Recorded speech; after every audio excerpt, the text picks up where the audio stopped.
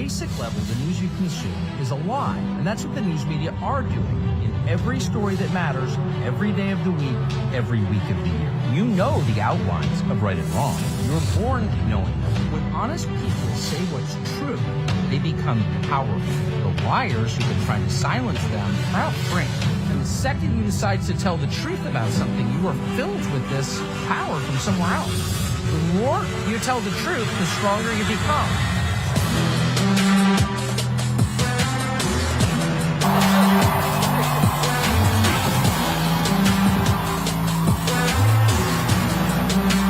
Amazing. Thank you. Oh my gosh. Thank you for having me. Yes! Thank you. The smoke machines are so affirming. Wow, this is... Thank you for having me.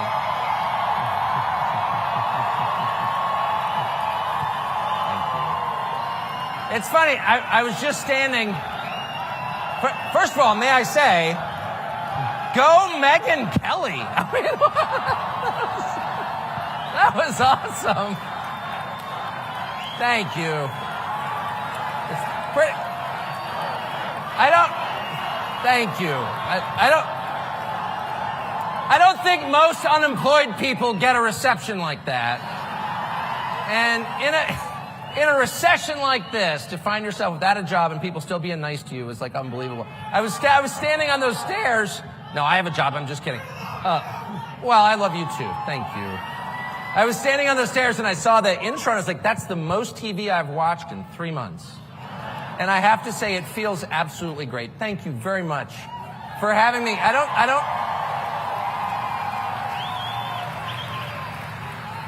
Roger Stone, ladies and gentlemen. All the cool people are here. It's like unbelievable. Wow. Yeah, I haven't been around a ton of people in a while, but I never miss this event ever. And I meet the nicest people, really, that I ever meet at these. So thank you for having me. I just flew in from Iowa. Thank you.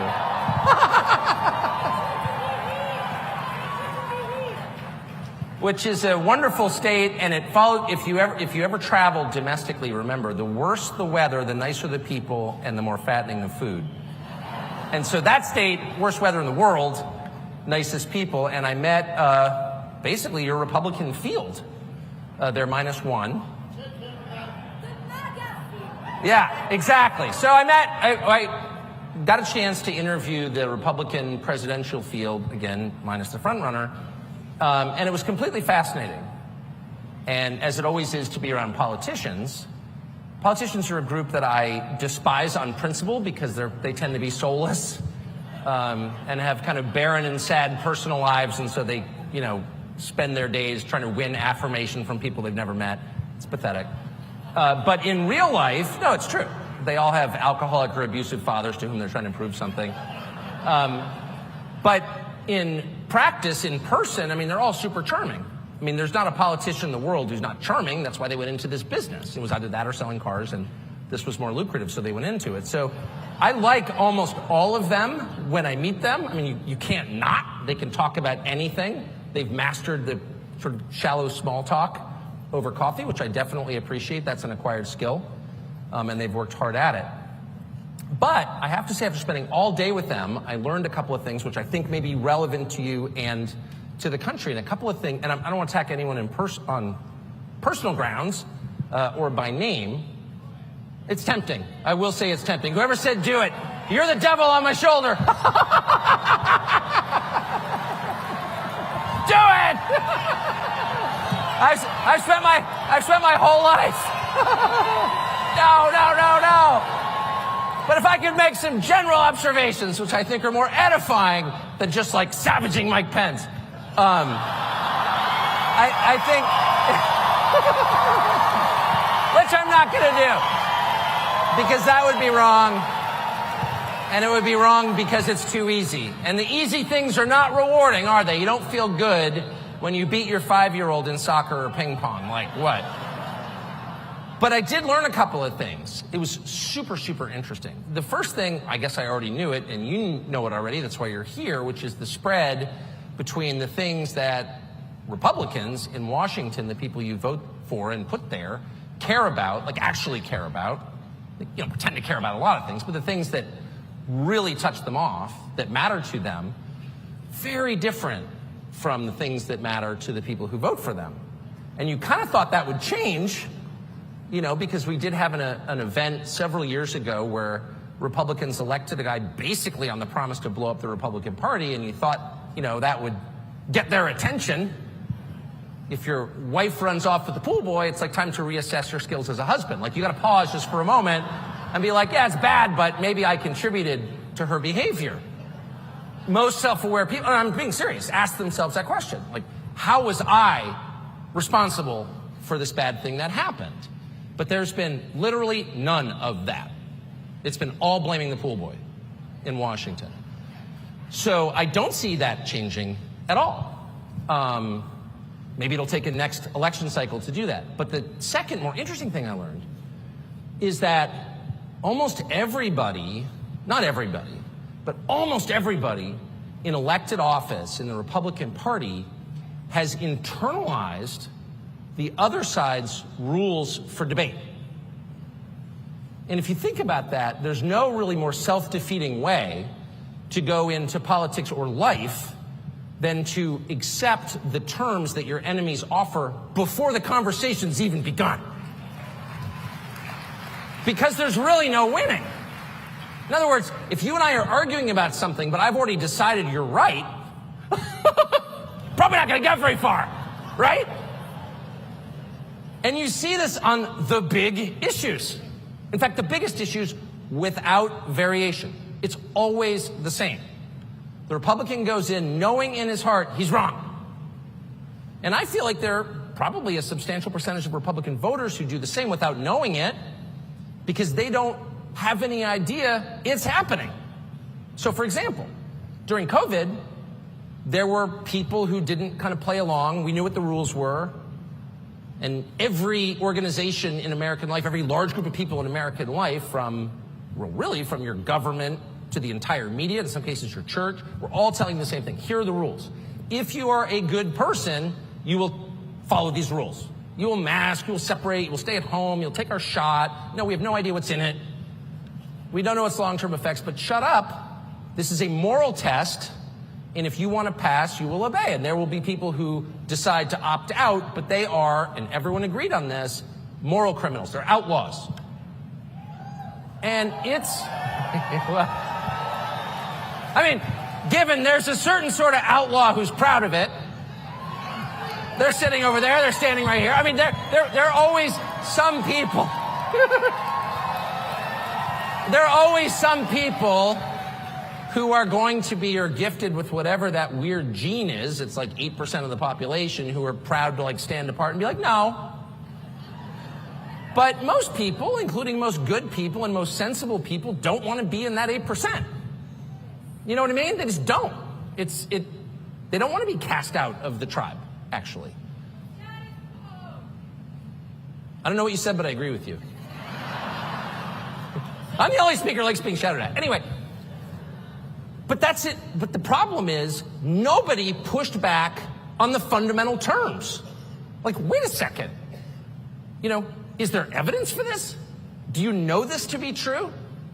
Don't Americans have an inherent, which is to say a right they were born with, an inherent right to make their own decisions about how they live on the most basic level, what medicine they put in their body, where they travel? Nobody said that. And of course, the media never presented that as an option. You saw this in the war in Ukraine. It began, and the first thing you knew, you could have divergent opinions, I guess, about which weapon systems to send, but you were told at the very beginning that, Russia was our enemy. One thing we know about this is that one side is bad and one side is virtuous. And, I think a lot of decent people would reach that conclusion independently. I'm not contesting that. I think it's completely fair to think Russia's bad and Ukraine's good. But it's also within bounds to not agree with that. Because if you're an American, you have the right to who you hate. Okay? That is a fundamental right. No one is allowed to force you to be mad at somebody else. If you're an adult, you get to decide. And you get to decide on the basis of whatever criteria you want. And it's totally fair to say, well, I don't know. I'm not mad at that person. You're not a criminal for thinking that. It's not a criminal act not to hate somebody. So it's totally fair to say, well, wait a second. You know, it's not an expression of love for Russia to say they haven't killed any Americans. Why is that crazy? That's true. I said to one of the candidates yesterday, I mean, look, I've never been to Russia. I'm not that interested in ever going. I don't speak Russian. I'm born in this country, kind of probably plan to die here. Hope to. But let's just do the body count. So what's the total number of Americans murdered by Russia in the last 3 years? I'm thinking, I'm not great at math. I think it's around 0 in that range. I don't know any. I do know 2 people well personally who've died from fentanyl that was manufactured in Mexico and allowed by the Mexican government to come here. Now, I'm not against Mexico. I grew up right next to it. I kind of like Mexico, actually. But the Mexican government allows that. And over 100,000 Americans die every year from that poison. Not because they were drug addicts who took too much, but because they were poisoned. Because they were taking a pill they thought was something else, and it turned out to be fentanyl, manufactured in Mexico and allowed by the Mexican government to come here. And so that's 100,000 a year.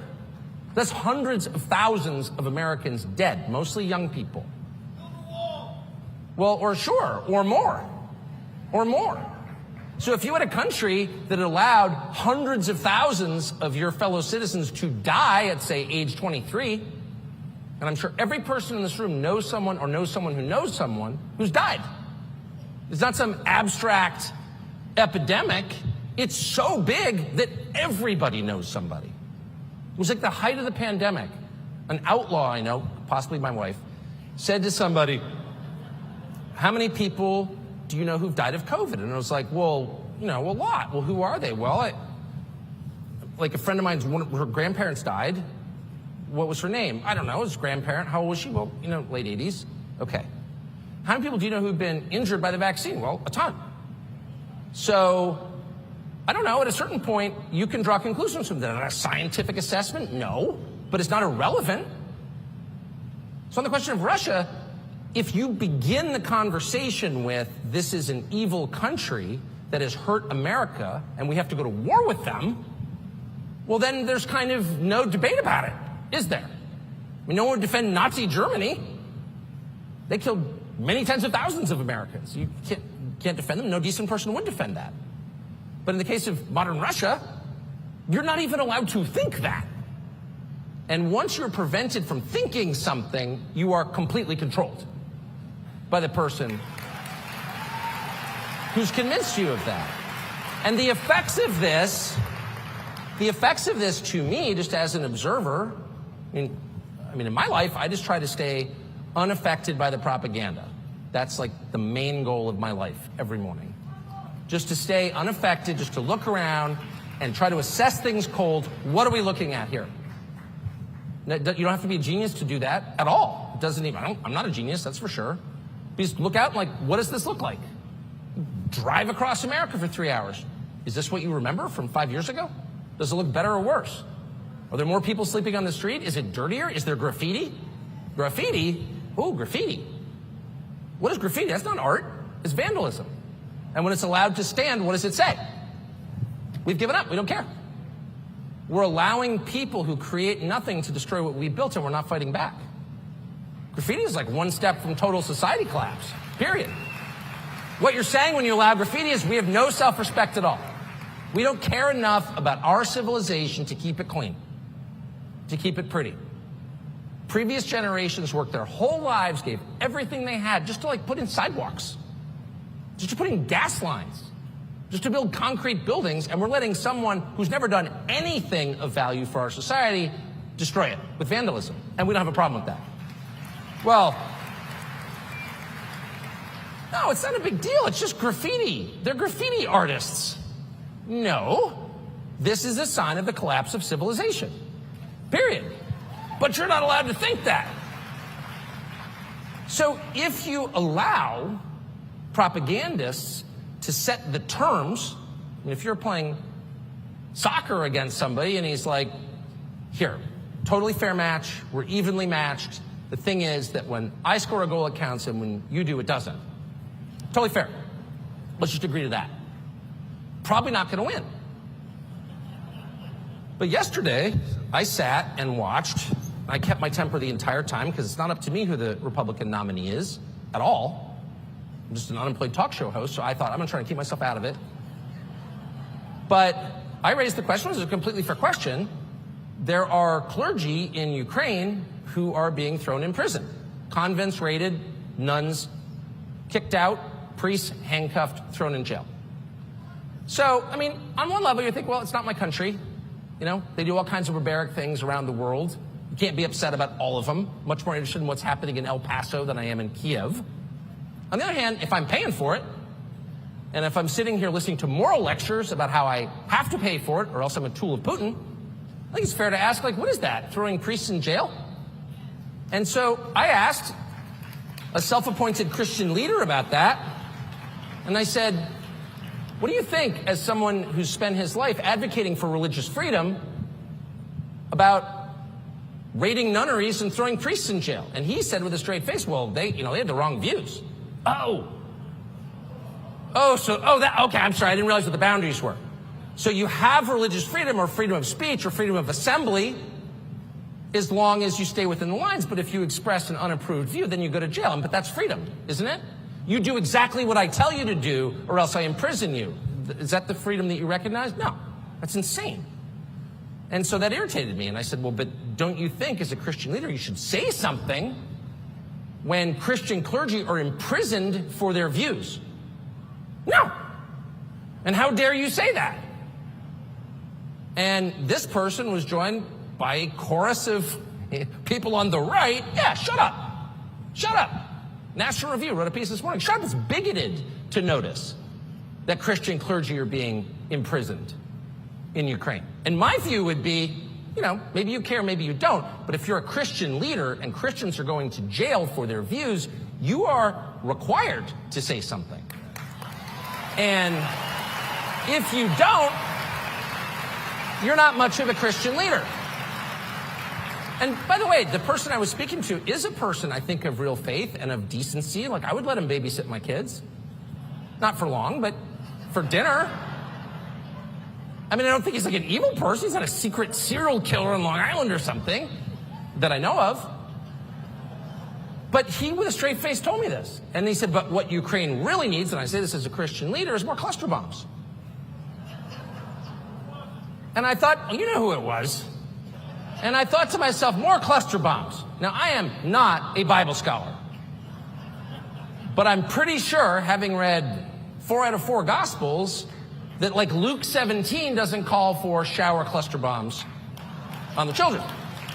In fact, I'm just going to go out on a limb as a non-theologian and say the overriding message of the New Testament is bring peace. And this person, because that's what it says. And this person with a straight face got almost weepy at the prospect that the government that's imprisoning Christians doesn't have enough missiles and tanks, which is, maybe it's, fair position. It's not a legitimate position for a self-described Christian leader to have. It's just not. I'm sorry. That's disgusting. And this person said to me, we need to do this because that's what leadership looks like. And I thought, I've never been a diplomat. I'm the father of many children. And I don't have a PhD in leadership, but I know what parental leadership looks like, paternal leadership looks like. And if 2 of your kids are in a brawl, maybe you think one's right and the other's wrong, but it doesn't matter. What do you say? Beat the crap out of him, he's wrong! No. You say, Dad's home, knock it off. And the first thing you do, because you are in charge, not the children, you're in charge, you're dad. The first thing you do is you stop the fighting. And then you take him into separate rooms and you administer whatever lesson or justice you think necessary. But they're not allowed to fight with each other because you're home. Because you're leading your family. And there may be a way in which international leadership is totally different than managing a house of 4 kids and 4 dogs, but I don't know what that way is. If you're the leader, the last thing you do is sow more chaos. You stop the chaos. Leadership is bringing order and regularity and predictability to a chaotic scene. Wait till your dad gets home. What, dad shows up drunk and is like, keep hitting him. Bad dad. A man, in fact, unworthy of the name dad. That's not leadership. It's an abdication of leadership. It's a perversion of leadership, and it's disgusting. And that is exactly what, in the name of American leadership, this administration, with the full participation of the Republican Party, is foisting on the world. And it's insane. Yeah, well, I have to say, you know, whatever you think of Trump, he's pretty clear on this. And they hate him for it, actually. They hate him for it. And if I can just say, the foreign policy stuff, which if you grew up in this country, once again, as I did, you're not really used to thinking about because, like, it's literally oceans away. And they're like all these primitive people out there doing primitive things, tattooing their faces and being, you know what I mean? They're foreigners. Who knows what they do? I get it. I grew up like that. I was proud to be an ugly American, and to some extent I still am. I'll have the pizza, please. Amen. Amen, baby. I'll have the pizza, please. I'm an American. And by the way, I'm proud to order pizza in Paris and often have. So it's not, okay, but if you're an American, like, you don't think about it. And there is this sense in which foreign policy is like the one big thing that government does that's not subject to democratic vote, which is to say voter control. It's like, it really is about as patronizing as you can get. It really is, shh, men are talking. That's really what they're saying. I'm sorry, you a foreign policy expert?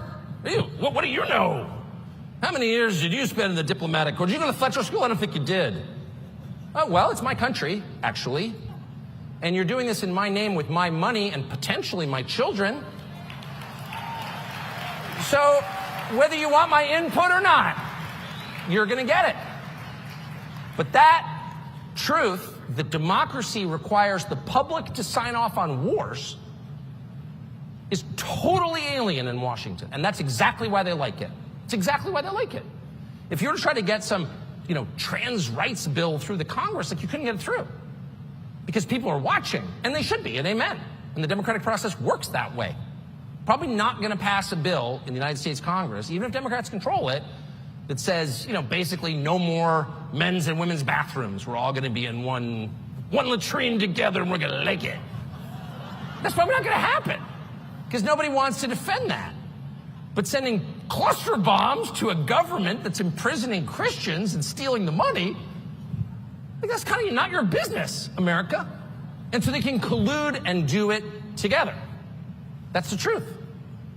And the fact that Republicans have allowed this, and that even now, and again, even if you think we should be supporting Ukraine militarily, which is, I think, a legitimate, I don't share that view, but I think it's entirely legitimate.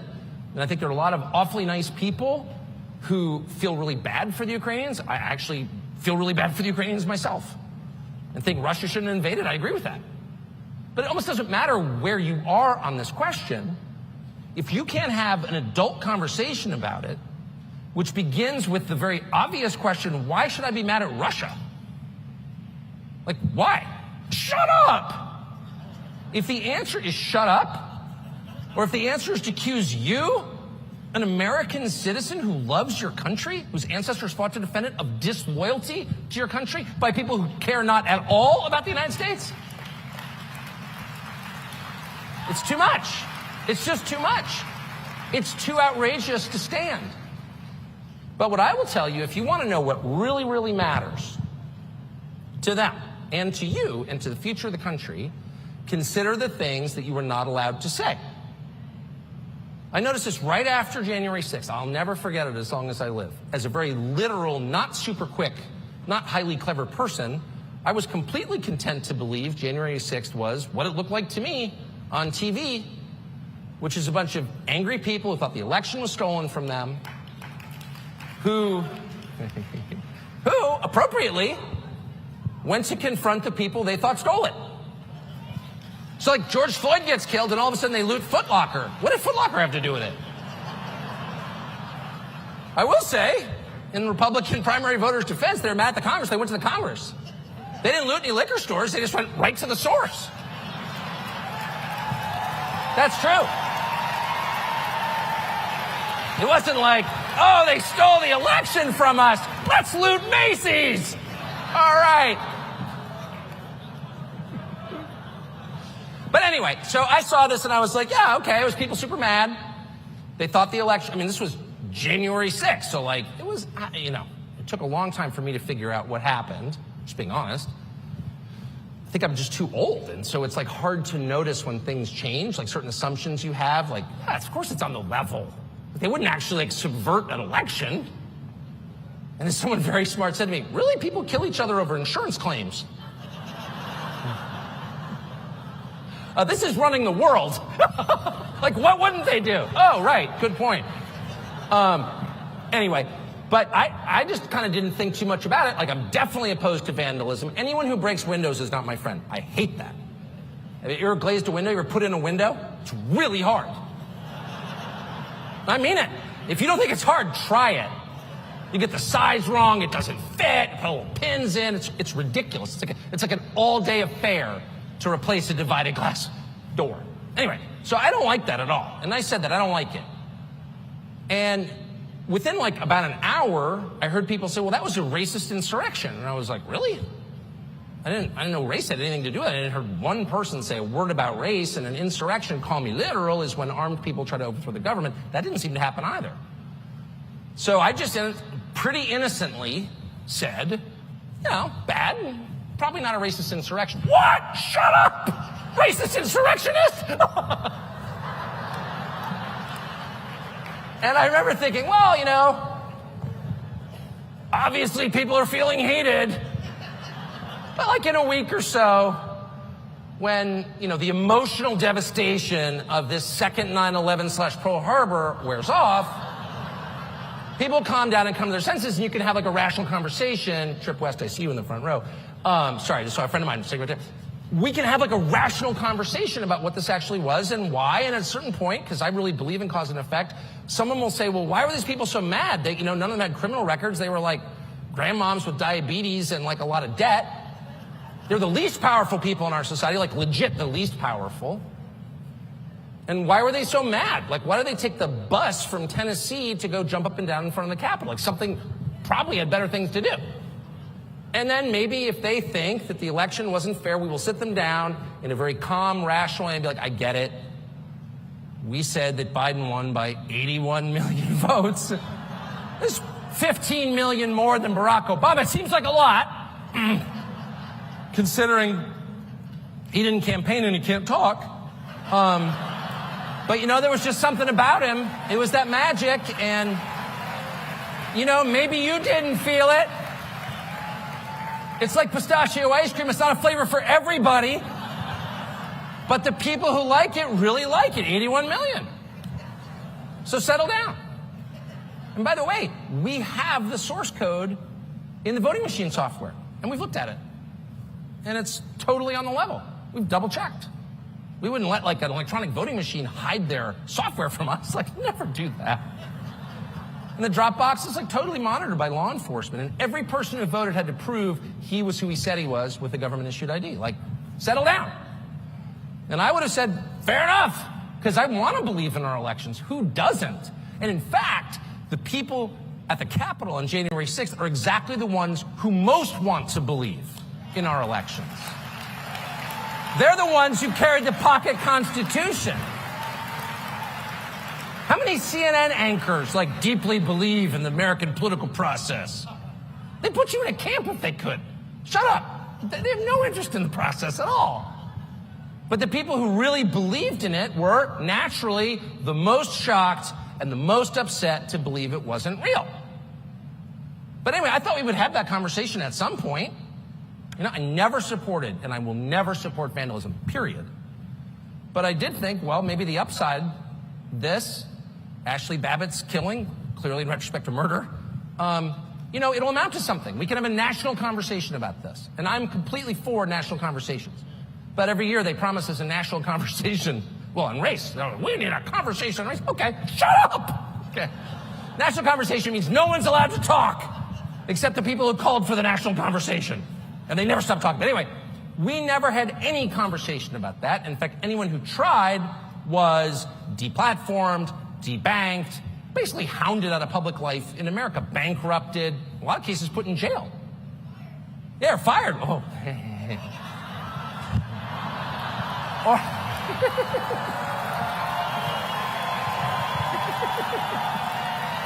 pretty funny. Anyway, excuse me. Sorry, I was so into it, I lost all self-awareness for a minute. Sorry. But we never, not only do we not have that conversation was literally banned. Now, it's in the guidelines of most of the big social media companies. You can't have that conversation. So I would make a couple of points. And the most obvious one is any country that doesn't allow a free discussion of the process by which its leaders are elected is not a democracy, by definition. A country without free speech is not a democracy. Free speech is a prerequisite to democracy.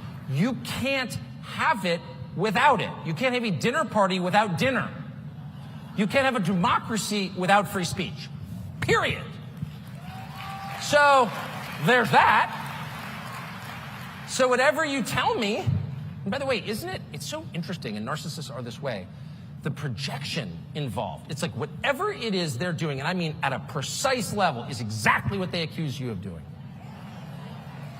You're attacking democracy. Really, I like democracy. Democracy would give people without money and without a TV show some voice in how they are governed. Therefore, I'm for it. And they want exactly the opposite. So the middle class in America, which has been not the majority since 2015, the anniversary that nobody noticed, has less economic power than it's ever had. That's why Trump got elected, in my view. And now it has less political power than it's ever had. So if you are taking power away from large segments of your population, you are by definition attacking democracy. That's exactly what you're doing. There's no other name for it. So that's the first thing I noticed. In the name of defending democracy, we took away the things we need to have democracy, which is our core freedoms guaranteed in the Bill of Rights. Just as in our war for democracy, we are supporting a government, paying for the entire government, that has banned opposition parties, put opposition leaders in jail, shutting down free speech, now shutting down an election, and putting dissident priests in prison. It's such a democracy they don't have elections anymore. That's how pure a democracy it is. But the second thing, and what's I think more applicable to this conversation, I learned, is that their response was the tell. If you want to know what they care about, if you want to know what's important, listen to how they respond when you say something unapproved about it. So if you were to, I don't know, write a post on Facebook tonight and say, I think Papua New Guinea is the most powerful nation in the world, you would get not a single response other than someone's been smoking weed again. No one would care. It's like demonstrably untrue. That's why the flat earth people have been able to cruise beneath the radar for so long. Because and by the way, I'm not discounting that possibility for the record in case any are here, because I am an open-minded man. Present me the evidence of its flatness and I will amplify it. But the point is, when something is clearly or very likely untrue, it poses no threat to anyone. What's scary and what will elicit a response are true things. No one is punished for lying. People are only punished for telling the truth. You could literally wake up tomorrow, move to the Bahamas, start a fake cryptocurrency, defraud 1 million investors around the world of billions of dollars. I'm just saying you could do it, and I'm not recommending it. Note to the FEC, not recommending it. But you could do that, and you could get caught. People might have like a balanced view of you. He's really smart, good guy. Got a little over his skis, as we say. But, like, I'm not going to hate on him. Right? We all make mistakes. Like, who here, raise your hand if you haven't defrauded 1 million investors with a fake cryptocurrency. Okay, there are some. There are some. You cast the first stone then.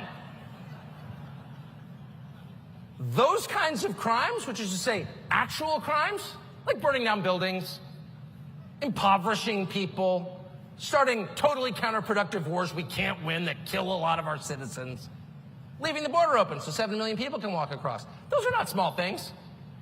That's not all like forgetting to fold your napkin correctly at Thanksgiving. Those are like actually kind of world historic crimes. Never punished. What are the crimes that are punished? Thought crimes. Thinking the wrong thing, having the wrong beliefs, saying unapproved words. And those words are always true. They are always true. So when you hear somebody, and by the way, it's so hard to know what's true. I mean, often, to the extent I ever talk to people, which is fairly rarely, no, but like, going through an airport or something, I hate the news. It's all so dishonest. Where do you get your news? And I always try to be honest and say I don't get any news. I don't read any news. Are you joking? I haven't had TV in like decades. I wouldn't read the New York Times at gunpoint. I don't want that in my head. Do you know what I mean? It's like worse than porn. It's horrible. And it's just bad for you. You know, you don't put untrue things in your head on purpose. So how do you know what's true? Well, that's a great question. And in fact, it's like the only question really in life. And the honest answer is you can't really know because you're not God. And so I think it's super important to approach everything with the requisite humility, acknowledging that these things are very complicated and you can't really know. And at some point, probably the second you die, you will know. And that's definitely the upside of dying, in my opinion. But in this life, you can't, and you're never going to, and you're a lunatic if you think you can imagine the future or divine the precise truth about anything. Because you can't. And by the way, anyone who thinks he can is likely to become Mussolini. Like, that's a bad path. If you wake up in the morning and think, I'm the only person who possesses the truth, you are clinically insane. So seek help. But within the bounds of our abilities as people, you can get pointed in the direction. Where's the North Star? You can get there. And how do you know? And it's really simple. Who are the thought criminals and what are they saying? What are they saying? They're saying crazy things like the water's turning the frogs gay. What a crazy person. Let's make him pay $1 billion. Water's actually turning the frogs gay. That's true. Turns out. Years later, they tell us. Turns out it's true. Yeah, it's actually true. I'm not endorsing any specific person's theories about anything. But I am telling you that the people who censor your words and thoughts this is one thing I'll say about them, they have a very precise and well-calibrated sense of what's important. They know. These are not frivolous people. They can smell like your dog can smell. Like your parents could smell in high school if you smoked a Marlboro. They know what's important. They don't waste any time in the unimportant stuff. And so I would honestly say a lot of the debates we have, and certainly a lot of the ones that I've engaged in, probably diversions from the things that really matter, honestly. And that may account for why every time I was out of the country last week and I came back and I was like, I've got a duty to be up on the news, read all these texts, and like everything I read is like a new height of insanity. I'm like, that is the Mount Everest of lunacy. It can't get any crazier than that at all. Breastfeeding men or whatever. You know, we're gonna give back Nebraska to an Indian tribe that no longer exists. We're not doing that, by the way. Omaha's safe. But I'm just saying, every one of these stories enraged me. And of course, that was probably the point. I really believe that the exponential growth of totally irrational claims by the other side, things that no sane person could, beginning with men can give birth, but there are 1 million of them, that these claims are actually designed to take people like me and send us off into a screaming fit so we don't notice that actually they're looting the country. I think that. I don't think there is a single member of Congress, except like maybe the dumbest, maybe Ocasio-Cortez or something, but the normal ones, or semi-normal ones. I mean, grading on a curve. I don't think there's a single Democratic member of Congress who cares at all about trans rights. I don't think there's a single one who thinks men can breastfeed, because like not one in history ever has. Quite a bit of evidence to the contrary on that claim. I don't think they believe it. I really don't. And by the way, it's super important to push back against them and to call them crazy, because they are. I'm not saying a retreat from these things at all. I'm merely saying if they throw a story in your face that's so nuts that you can only growl like a dog in response, they're probably doing that on purpose. And you should probably look around and ask yourself, what are the topics that no one's even pushing back on? What are the topics that their response is so ferocious that people are like, I don't want to deal with it? One of them is the war in Ukraine. Another's COVID. And, of course, the third is January 6th. And you have to ask, why is that? Well, it's not by accident, trust me. There is a reason. So, what'd you say? I don't know what, you know what, the thing about that story, it's just a mystery to me. No one was more shocked than I was. Are you serious? In the Biden White House, somebody left an 8-ball of cocaine in a public. I said to my wife, it's just not in character. You know? I just don't believe it. It's clearly a setup. I went right back to Marion Barry and I was like, somebody set you up. I'm serious. It was, you know what I mean? It was like, it was so, I'll stop with it. That was my favorite story of all time.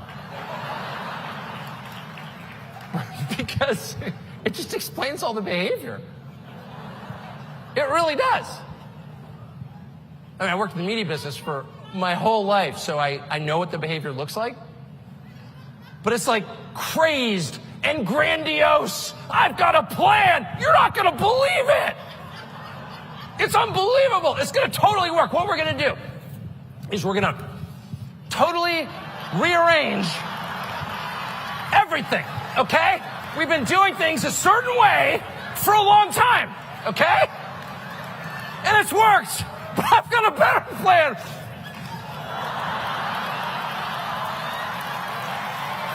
And that's their entire approach.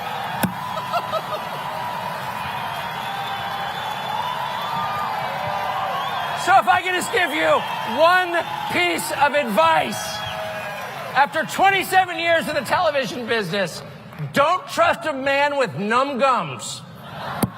Thank you.